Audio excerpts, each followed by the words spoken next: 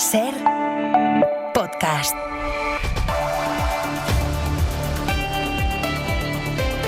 Ahora les contamos qué ha dado de sí la comparecencia de Margarita Robles, pero es que hasta ahora les podemos avanzar en la cadena SER que el gobierno prevé habilitar cuarteles militares de Ceuta para seguir acogiendo a las personas migrantes que continúan en la ciudad y para poder identificarlas. Pero es que además los planes del Ejecutivo también pasan porque el gobierno de Ceuta ceda en breve una serie de polideportivos para poder hacer exactamente lo mismo. Unos polideportivos que ya sabemos cuáles son, lo sabe desde Ceuta. Miguel Ángel Mendoza, buenas tardes. Buenas tardes, pues en efecto son varios los polideportivos que podrían ser usados, de hecho, para albergar migrantes: el Santa Amelia, La Libertad, el Antonio Campoamor, el complejo Guillermo Molina y el complejo deportivo Díaz Flor. A esto también se le pide a la ciudad el espacio que corresponde al Hospital Militar, que está cedido demanialmente a la ciudad autónoma por parte del Ministerio de Defensa, más el que ya conocemos del parking del embolsamiento de Loma Colmenar. Pero es que el Estado también cuenta con espacios que podría destinar precisamente a el acogimiento de migrantes, los que ya conocemos, Loma Margarita, también conocemos el de la Hípica o, por ejemplo, el del cuartel de caballería. Se unirían el de la fábrica de harina, el de la explanada del Guano, así como, ojo, un polideportivo cubierto del Ministerio de Educación, que es el Puertas del Campo. Pues esto es lo que podemos avanzar hasta ahora. Gracias, Miguel Ángel. Un saludo. Hasta ahora. Y mientras el gobierno se contradice en público y ofrece versiones opuestas sobre los avisos recibidos antes de la entrada masiva de personas migrantes en Ceuta a finales de julio. La ministra de Defensa, Margarita Robles, se desmarca de la versión del Ejecutivo y confirma la información que ya avanzó la cadena SER hace semanas, que el CNI sí avisó a la delegación del gobierno y a las fuerzas de seguridad del Estado de que algo gordo se estaba gestando en Marruecos. Una versión que choca frontalmente con la del ministro del Interior, Fernando Grande Marlaska, que vuelve a insistir en que eso no es verdad. Nuestras Fuerzas Armadas, los servicios de inteligencia y obviamente el CNI realizaron la labor que competencialmente les era y es exigible y que compartieron y analizaron con las fuerzas de seguridad del Estado y con el personal de la delegación del gobierno. ¿Alguien puede entender que si se hubiera vislumbrado algo parecido a lo que ocurrió el 30 de julio de 2026, no se habría elevado a nivel de las más altas instancias para, en su caso, tomar las medidas extraordinarias, excepcionales, que fueran necesarias? Pues enseguida bajamos al detalle de la comparecencia de Robles en el Congreso, pero antes nos vamos en directo a Cataluña porque preocupa un incendio en el Parque de Collserola desatado esta misma tarde y que de momento obliga a confinar 2 barrios de Barcelona y a desalojar a algunos vecinos. Oriol Soler, buena tarde. Buenas tardes. Se ha desalojado a los vecinos de 2 calles que están al límite de la zona forestal donde están las llamas. 35 personas que se han reubicado de momento en casas de familiares o amigos. ¡Nos desalojan, señores! ¡Que nos desalojan! Hace un par de horas se ha mandado una ESALER para confinar unos 13.000 vecinos de los barrios de Torrabaró y Ciutat Meridiana por evitar intoxicaciones por humo. Ahora mismo el incendio no está controlado. Ahora mismo el fuego tiene un perímetro de aproximadamente unas 35 hectáreas. No lo tenemos controlado, están los 2 flancos activos. Y trabajan sobre el terreno más de 50 dotaciones de bomberos para sofocar las llamas. También a esta hora hay 2 paradas de metro cerradas por el humo, 3 carreteras cortadas en la zona y la línea de cercanías R4 sin servicio. Mientras tanto, Jaume Collboni, Jo com a alcalde el que he de demanar és que se segueixin els consells de protecció civil. Pide precaución a todos los vecinos de Nou Barris y de la zona norte de la ciudad de Barcelona durante la noche. Gracias, Uri. Seguiremos pendientes. Hasta Un ahora. abrazo. Y vamos a ver el tiempo para las próximas horas. Jordi Carbó, buenas tardes. Buenas tardes, pues justamente en esta área del incendio, durante un par de horas se mantendrá el viento que lo ha favorecido, muy caliente y seco, 35 grados en muchos barrios de Barcelona, y entrará un viento mucho más húmedo, sobre todo a partir de las 10-11 de la noche. En el conjunto del país, mañana tiempo cambiante según qué parte. Por ejemplo, chubascos intensos y alguna tormenta durante la tarde hacia el oeste, en Galicia, Extremadura, oeste de Castilla y León, así como en Asturias. En el resto del país, más sol que nubes, pero con nubes abundantes con el paso de las horas en el Mediterráneo que apenas dejarán precipitaciones. Temperaturas parecidas a las de hoy, las más altas en la mitad este de la península, y cuidado porque mañana el viento en general soplará de moderado a fuerte. Si los ciudadanos de Ceuta se sienten abandonados, angustiados, solos y tristes, es porque algo habremos hecho mal. Y eso hay que reconocerlo. Se lo he reconocido personalmente a ellos y lo reconozco en la sede de la soberanía popular, porque nadie es perfecto. Bueno, pues es la ministra de Defensa, Margarita Robles, haciendo autocrítica de la gestión del gobierno en Ceuta. Lo ha dicho durante su comparecencia en el Congreso de los Diputados, en la que ha confirmado que el CNI, que depende de su Ministerio de Defensa, avisó al de Interior de que algo grave podía ocurrir. De hecho, la ministra ha desvelado que los servicios de inteligencia encontraron un día antes de la entrada masiva un grupo en redes sociales con 180.000 usuarios en el que se hacía un llamamiento a entrar en Ceuta aquel 31 de julio. Javier Bañuelos, buenas tardes. ¿Qué tal? Buenas tardes. Sí, la ministra de Defensa incluso ha dado detalles protegidos, como que fueron 25 los agentes del CNI que informaron a Policía y Guardia Civil sobre la entrada masiva que se avecinaba en Ceuta. La información más valiosa la dieron un día antes. El día 29. Esos funcionarios que están allí trasladan y dan cuenta en la delegación del Gobierno de esa convocatoria precisamente para poder entrar a nado, aprovechando una fiesta que se daba en el país vecino. Se sabía, por tanto, que había una convocatoria para entrar en Ceuta aprovechando el Día del Trono en Marruecos. Era el llamamiento que circulaba en grupos de WhatsApp y Facebook con más de 180.000 seguidores. La información en esos días es eminentemente práctica, sobre itinerarios, equipos, adquisición de trajes de neopreno y aletas, así como instrucciones para acceder a Ceuta a nado. Ya incluso desde el 9 de julio, según la ministra de Defensa, el CNI detectó que en Marruecos circulaban vídeos virales en los que varios migrantes desvelaban que habían entrado con éxito a Ceuta gracias a que no había ningún tipo de protección. Lo digo claro, lo sucedido el pasado 30 de julio no puede volver a ocurrir. Robles admite que de esta crisis aprenderán lecciones y sacarán consecuencias, pero reconoce que no se llegará a saber toda la verdad. No nos engañemos.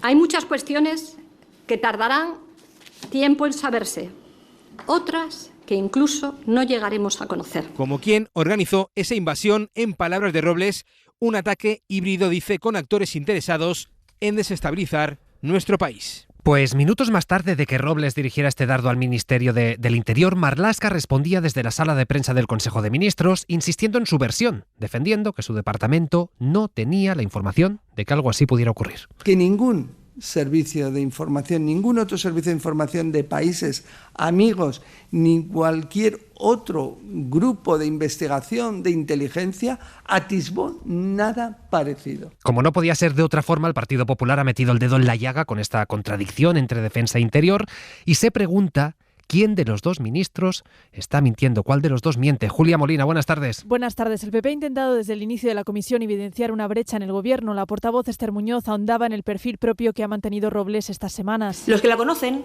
saben que usted está incómoda. Y hoy aquí ha dejado algunas explicaciones veladas que yo le voy a pedir que sea más explícita. Lo que pide el PP es que el Gobierno aclare qué sabían antes de la llegada de miles de personas a Ceuta, si el CNI avisó, como ha sostenido hoy la ministra de Defensa. Mientras usted estaba aquí, el ministro del Interior estaba en una rueda de prensa después del Consejo de Ministros. Le han preguntado si tenía información de los días previos de las agencias de servicios de inteligencia y ha vuelto a repetir que no. Es decir, que mientras usted estaba aquí diciendo que sí, Marlaska ha dicho, y cito textualmente, ningún servicio de información atisbó nada parecido. ¿Quién miente? ¿Quién miente? Porque los dos han dicho dos cosas contrarias a la vez. Es la misma duda que han planteado otros grupos parlamentarios. Aquesta contradicció pública entre dos ministeris clau com és Defensa y Interior es inadmisible. Junts sostiene que las contradicciones son inadmisibles y Bildu pide más información sobre los informes. ¿Cuál fue ese trabajo? ¿Cuáles fueron esos avisos? Y entonces, ¿qué falló? Si tan claro estaba lo que venía, mayor es el error. Varios grupos solicitan además que estas dudas se diriman en la Comisión de Secretos. La primera comparecencia de un ministro en el Congreso también ha servido a los socios habituales del Gobierno para criticar la respuesta ante la crisis. Ustedes han estat lents.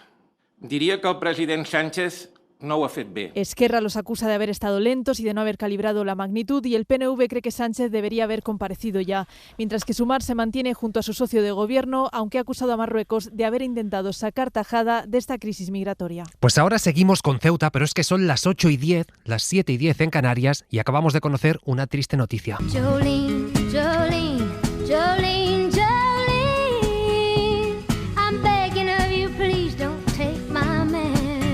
Acabamos de conocer la muerte de Dolly Parton a la edad de 80 años, una de las reinas del country, cantante, compositora, productora, empresaria. Jefa de Cultura de la SER, Pepa Blanes. ¿Qué tal? Buenas tardes. Hola, buenas tardes. Sí, considerada una de las mejores cantantes de la música country y una de las principales figuras artísticas de este género durante más de 5 décadas. La reina del country, como se le solía conocer, con su peculiar voz y ese estilo inconfundible. La verdad es que a lo largo de su carrera ha ganado los mayores premios de la industria, 7 Grammys, un Oscar honorífico. En fin, es increíble su legado. La intérprete de Jolene contaba que en los últimos años pues había tenido problemas relacionados con su sistema inmunitario, ha estado ingresada varias veces y de hecho ha tenido que cancelar la presentación de una nueva atracción, Dollywood, este mes de agosto. Finalmente, y tal como acaba de anunciar ahora mismo su familia en redes, ha fallecido, como decías, a los 80 años. Pues es la noticia que acabamos de conocer. Muere Dolly Parton a los 80 años. Gracias, Pepa. Adiós. Hasta ahora. Hora 25. Con Pablo Tallón. Y volvemos a Ceuta porque mientras en Moncloa había la rueda de prensa de Marlaska que acabamos de escuchar, el gobierno también ahí ha declarado la situación de interés nacional en Ceuta y ha puesto en marcha el mando único para coordinar la crisis. Un mando único con el ministro Ángel Víctor Torres al frente. Guillermo Lerma, buenas tardes. Buenas tardes. El ministro de Política Territorial, que está ya en Ceuta y mañana tiene previsto volver a reunirse con el presidente de la ciudad autónoma para empezar a coordinar formalmente esas primeras decisiones, como la habilitación de nuevos espacios para acoger a los migrantes e intentar agilizar todo el proceso administrativo que tiene por delante el Ejecutivo. Una gestión compleja en la que hay que respetar las garantías y los derechos de los migrantes, ha dicho Ángel Víctor Torres, que no ha querido fijar hoy plazos concretos para lograr que la localidad vuelva a la normalidad. La prioridad es la devolución de mayores y de menores, pero repito que hay que hacerlo siempre con el orden internacional, con el respeto a los derechos humanos y luego también respondiendo a lo que es fundamentalmente el derecho humanitario, ¿no? El decreto por el que se aprueba la situación de interés y el mando único habla del 31 de diciembre como fecha tope de vigencia, aunque con la posibilidad de prorrogarlo más allá. La Moncloa intenta retomar la iniciativa política en la gestión de esta crisis con las comparecencias en el Congreso, la aprobación de medidas económicas y esa reforma de las leyes de asilo y protección de los migrantes. Una gestión que voces del Ejecutivo, más allá de Robles, asumen que es mejorable. Pues el gobierno, o mejor dicho, el ala socialista del gobierno insiste en dejar al margen cualquier alusión a Marruecos. De hecho, insiste en calificarlo como un suizo fiable, pero desde ahí, desde Rabat, han vuelto a hacer alusión a Ceuta y a Melilla como ciudades ocupadas. Además, no lo ha dicho cualquiera.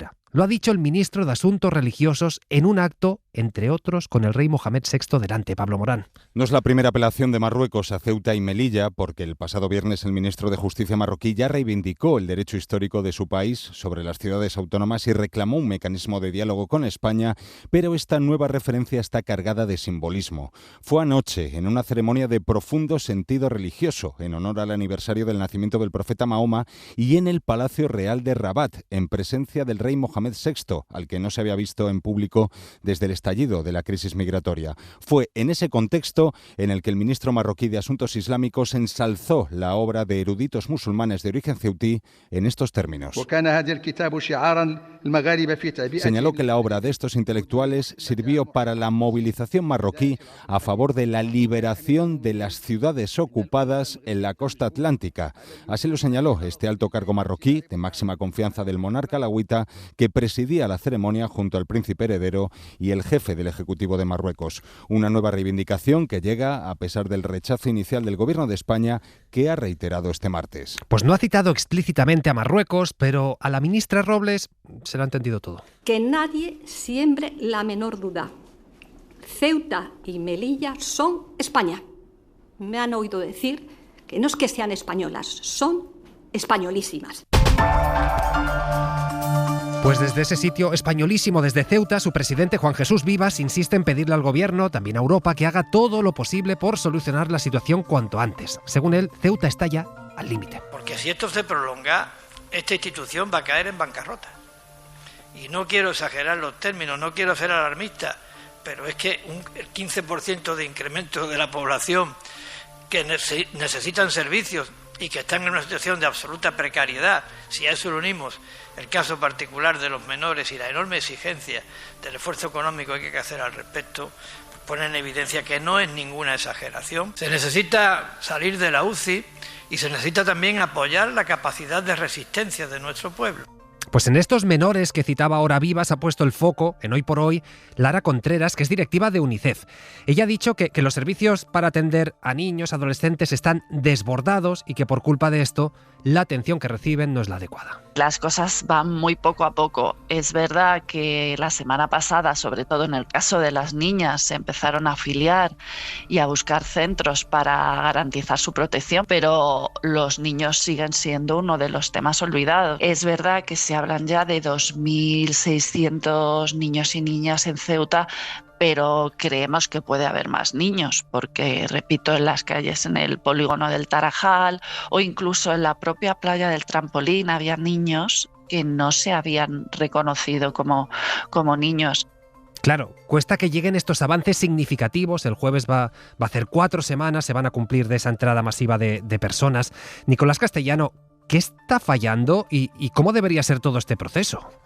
¿Qué tal? Buenas tardes. Con varios centenares de niñas todavía acogidas en esas instalaciones precarias de las asociaciones de vecinos desde el principio de la crisis, la ciudad autónoma acelera de manos de la policía para intentar filiar a la máxima cantidad posible y meterla ya en el sistema de protección. Se han habilitado varias naves, se han sacado a las niñas de los colegios y hoy precisamente, como ha podido constatar la cadena SER, un grupo de estas niñas ha sido llevada a la comisaría del Tarajal, en la frontera, a la comisaría de la Policía Nacional, donde finalmente sí se las ha afiliado. Una vez que se tienen los datos, pasan al registro de menores no acompañados del Ministerio del Interior y entonces sí se podría ya empezar con los trámites de posible traslado futuro a la península, aunque según fuentes técnicas este procedimiento todavía se va a prolongar muchas semanas a pesar del deseo de la ciudad autónoma y del Ministerio de Infancia de acelerar estos trámites. Recordemos que el plan que adelantó la cadena SER de sacar a 500 niñas y a los niños más pequeños, más vulnerables a la península, está totalmente en marcha y que hay algunas de las entidades que siguen manteniendo la disponibilidad para esas 500 plazas. Pues preocupa también la situación sanitaria en Ceuta, aunque hoy el secretario de Estado Javier Padilla, que anoche estuvo precisamente aquí en Hora 25,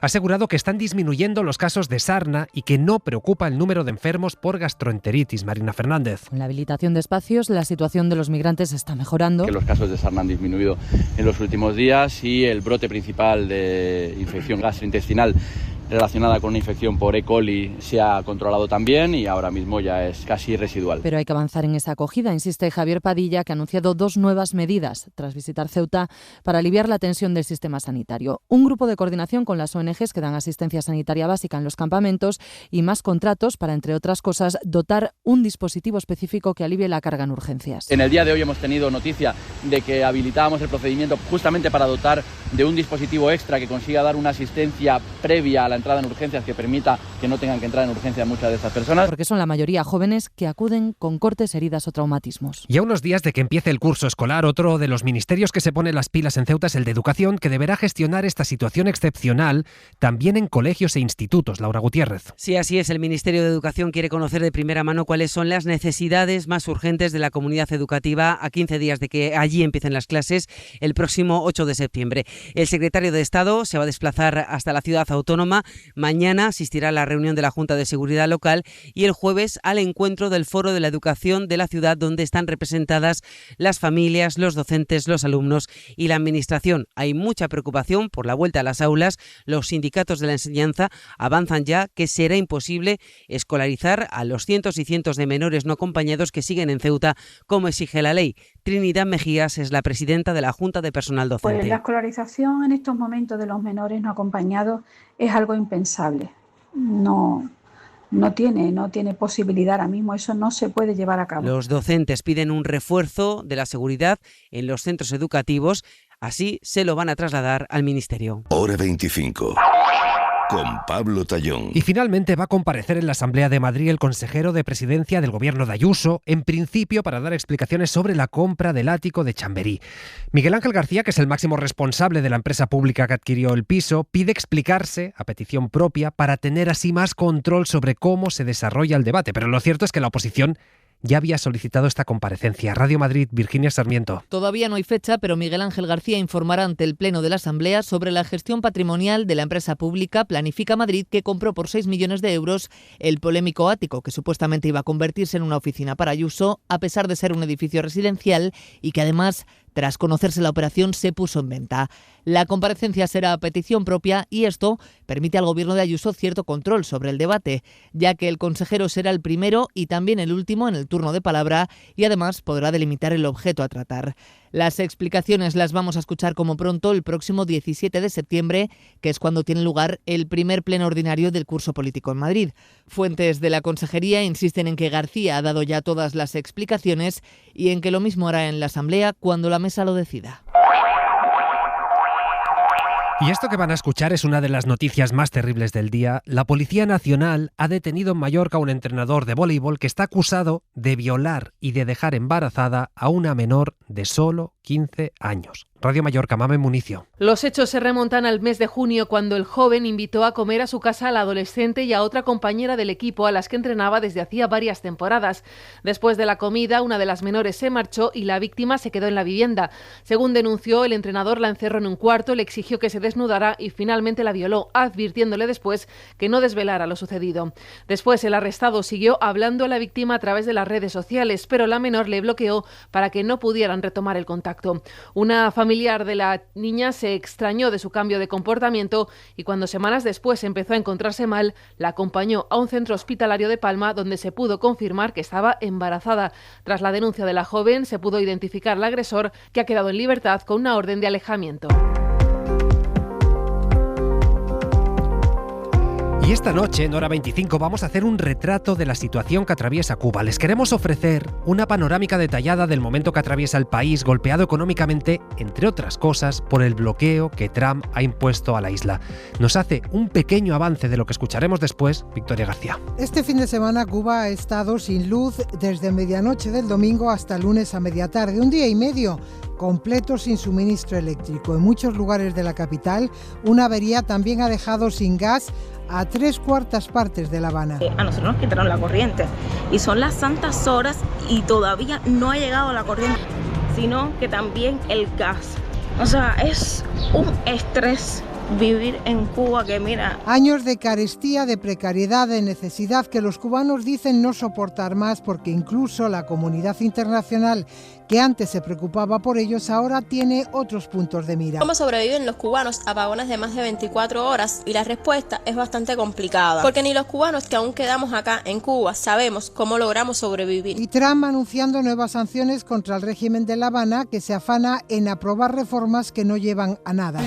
De vez en cuando hay días que dejo almorzar, de comer no tanto, pero almorzar sí. Lo más difícil que se vive aquí el día a día, el cubano, es el problema de la alimentación. Está muy difícil el tema de la alimentación, los productos están muy caros. Un pan es lo que me toca a mí, un pan a hoy. Sin turismo europeo, sin gasolina, sin comida, sin clases, sin sanidad, Cuba ha vuelto a tocar fondo, aunque siempre queda un resquicio. Hora 25, con Pablo Tallón. Y en Portugal cada vez se está haciendo más grande un escándalo policial en una comisaría de Lisboa. Hay varios agentes implicados en casos de torturas. De hecho, la jueza que lo investiga ha ampliado el plazo porque el número de agentes implicados es mayor del que se esperaba cuando estalló el caso.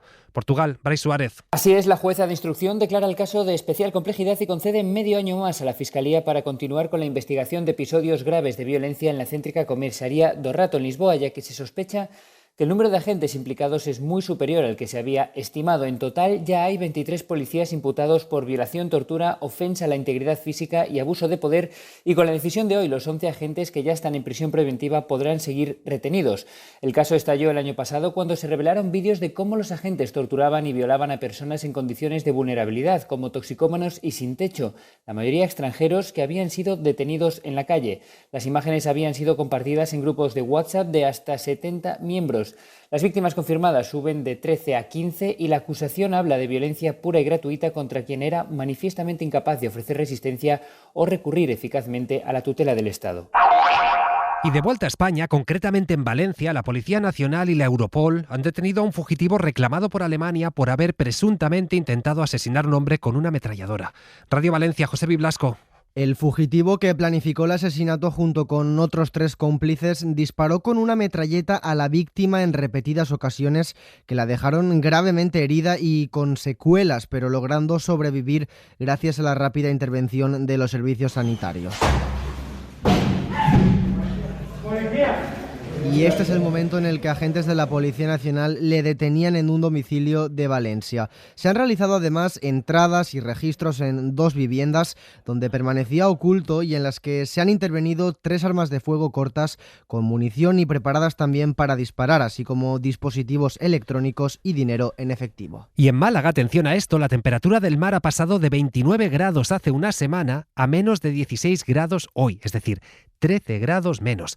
Hace 7 días el mar rozaba el récord histórico de agua más caliente y hoy ha batido el del agua más fría en un mes de agosto. Jesús Sánchez nos cuenta qué ha pasado. Según la boya del puerto de Málaga, el anterior mínimo era de 16,3 grados. Se alcanzó en agosto de 2014, hace ahora 12 años. El dato de ahora sorprende todavía más por el contraste, y es que hace apenas una semana, el pasado 18 de agosto, el agua de la bahía malagueña estaba rozando los 29 grados, a apenas unas décimas del récord de calor para un mes de agosto. En 7 días, la temperatura ha caído 13 grados. Se ha pasado de rozar un récord de calor a establecer el récord de frío. Los expertos aquí ya advierten que estos cambios bruscos de temperatura en el agua del mar está dentro de cierta normalidad. Con todo, advierten que es necesario analizar con más detalle estos registros para poder realizar una valoración más profunda. En principio, no creen que esto pueda afectar a la materia viva en la bahía de Málaga. Venga, y acabamos con un viaje en el tiempo. En Mérida, un nuevo musical de pop electrónico va a arreglar un error histórico cometido durante siglos con las musas del Olimpo. Resulta que fueron ellas 9 quienes realmente liberaron a la humanidad. Y ahora, con la cantante Angie a la cabeza, van a revisitar su pasado, imaginando un futuro distinto. Nos lo cuenta Raquel García. ¿Puede el arte salvarnos de una existencia deshumanizada? Fueron las 9 musas las que liberaron a la humanidad del dominio de los dioses, entregándoles el logos, la razón. Una revolución que, sin embargo, terminó creando un mundo gobernado por el dinero, por la tecnología y el poder sin alma.